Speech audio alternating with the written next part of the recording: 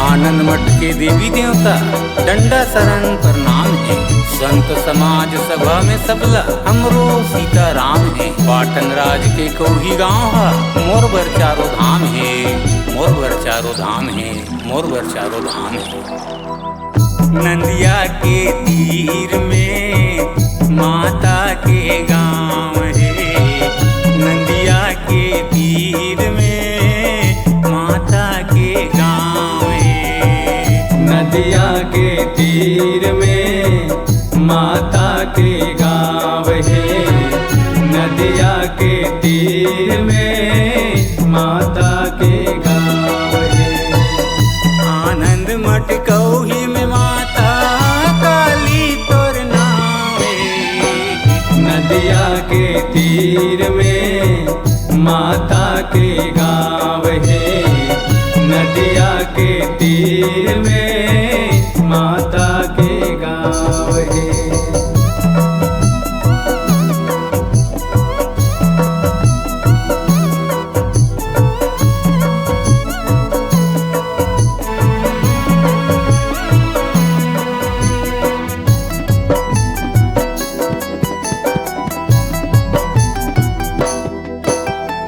आनंद मठ मंदिर कोही के महिमा गजब निराली है। महिमा गजब निराली है गा, महिमा गजब निराली है।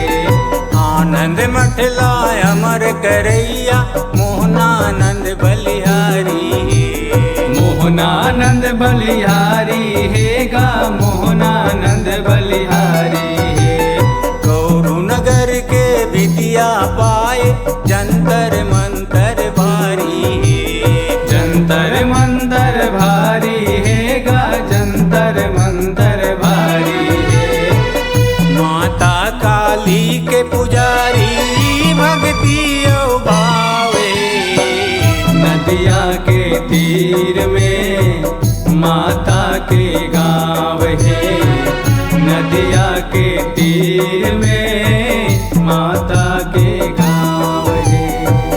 नदिया के तीर में माता के गाँव है।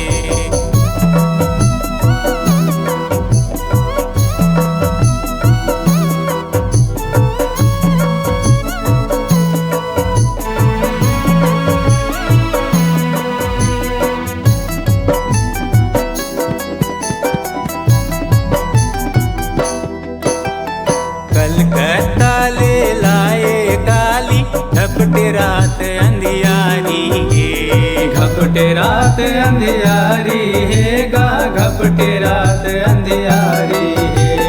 हारून नदिया में डोंगा चल गे ओहाए उल्टा धारी है।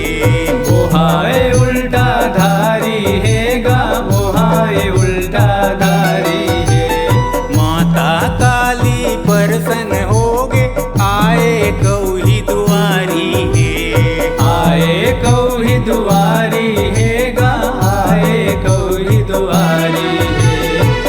भगतन सब नर यौ नारी परत तोर पावे।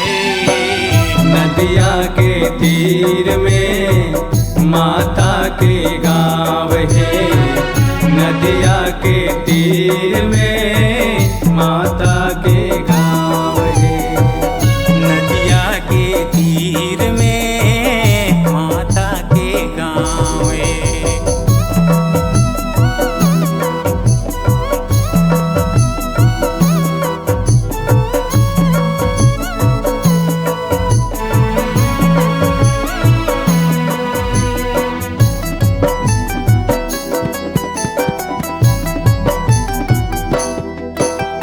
मूर्ति तोर स्थापन करके करते जय जयकारी है। करते जय जयकारी है गा, करते जय जयकारी है। चारों मुड़ा में आसन बैठे नव दुर्गा अवतारी है। नव दुर्गा अवतारी है गा, नव दुर्गा अवतारी है। चैत कुंवार में जोत जवारा भगतन के किलकारी है। भगतन के किलकारी के किलकारी है। तोरे आशीष में माता विष्णु के भावे, नदिया के तीर में माता के गाँव है। नदिया के तीर में माता के गाँव है। नदिया के तीर में माता के गाँव है। नदिया के तीर